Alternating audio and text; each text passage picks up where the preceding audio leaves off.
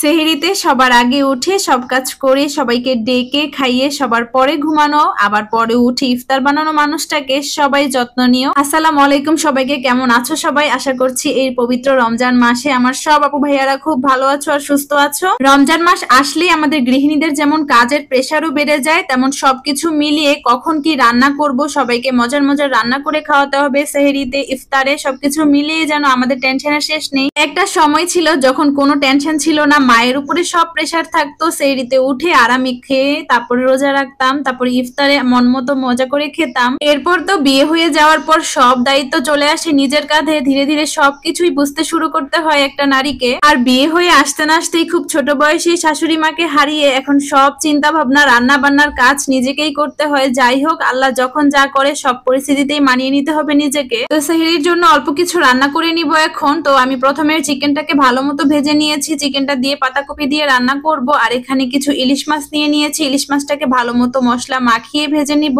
জানি না আমার প্রিয় আপু ভাইয়ারা কয়দিন পর পর আমার জানি কি হয়, কোনো ভিডিও পোস্ট করতে ভালো লাগে না, ভয়েস দিতে ভালো লাগে না, এজন্যই বড় ভিডিও অনেকদিন ধরে পোস্ট করা হয় না। তাই চিন্তা করলাম আজকে আর বসে না থেকে একটু ভয়েস দিয়ে তোমাদের সাথে কিছু ভিডিও শেয়ার করি। ইলিশ মাছটাকে ভালো মতো মশলা দিয়ে মাখিয়ে মেরিনেট করে কিছুক্ষণ রেখে দিব। এরপর একটি কড়াইতে তেল গরম করে সামান্য পেঁয়াজ কুচি দিয়ে পেঁয়াজটাকে ভালো মতো ভেজে নিব। আমি অনেক আপু ভাইয়াদেরকে দেখেছি ব্লগ ভিডিওতে কি সুন্দর মাছ রান্না করে, তরকারি রান্না করে সেহরিতে খায়, কিন্তু এই ক্ষেত্রে আমার পরিবার একেবারেই ভিন্ন। আমার হাজবেন্ড আর আমার শ্বশুর বাবা তো একেবারেই মাছ ছুঁয়েও দেখবে না সেহরিতে, তারা একেবারেই শুকনো শুকনো ভুনা কিছু খেতে চায়। যাই হোক, সব পরিবারেই একটা না একটা ঝামেলা তো থাকে, আর এই ঝামেলা নিয়েই রান্না বান্না করতে হয় আমাদেরকে সবকিছু মিলিয়ে। তো যাই হোক, মশলাটাকে ভালো মতো কষিয়ে নিয়েছি, সামান্য পরিমাণ পানি দিয়ে দিয়েছি যেন পেঁয়াজটা পুড়ে না যায়। এরপর শুকনো মশলাগুলোকে দিয়ে দিব। এখানে হলুদের গুঁড়ো, মরিচের গুঁড়ো, ধনের গুঁড়ো আর পরিমাণ মতো লবণ দিয়ে দিয়েছি। আর মশলাটাকে ভালো মতো কষিয়ে নেওয়ার পরে ভেজে নেওয়া মুরগিটা আমি দিয়ে দিব। মুরগিটা দিয়ে ভালো মতো মশলার সাথে কষিয়ে নিতে হবে। এভাবে করে পাতাকপি রান্না করলে আমার হাজবেন্ড খুব পছন্দ করে আর খায়ও। আচ্ছা আপু ভাইয়ার একটা কথা বলি, যারা তোমাদের জন্য সেহরি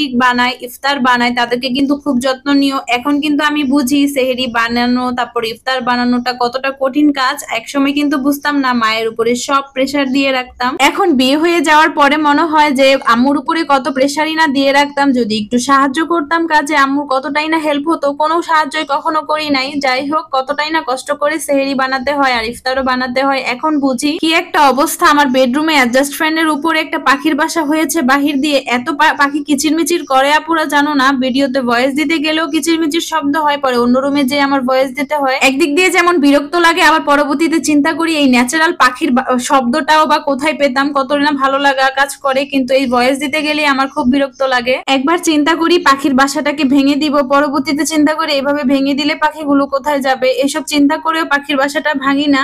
যাই হোক, এইভাবে করেই থাকতে হবে। পরবর্তীতে এখন দেখো আমি মাছটা ভেজে নিচ্ছি। আমি তেলটা গরম করে সামান্য মাছগুলোকে দিয়ে দিব। এই মাছটা কিন্তু সেহরির জন্য রান্না করেছিলাম, তবে সেহরিতে খাবে না, যার কারণে সন্ধ্যা রাতেই সবাইকে খাইয়ে দিয়েছি। আর অন্যদের কথা কি বলবো, আমি নিজেও মাছ খেতে পারি না সেহরিতে, না শর্টকাট খাবার খেলেই ভালো লাগে, এই মাছ টাছ খেতে না বিরক্ত লাগে খুব। যাই হোক, সেহরির চিন্তাটা পরেই করব। সন্ধ্যা রাতের খাবারটা রেডি করে নিয়েছি। জানি না উল্টাপাল্টা কি সব বলে ফেলেছি রোজা রমজানের মাস। আজকের মতো ভিডিওটা এই পর্যন্তই। নেক্সট কোনো ভিডিওতে আবার গল্প করব। আল্লাহ হাফেজ।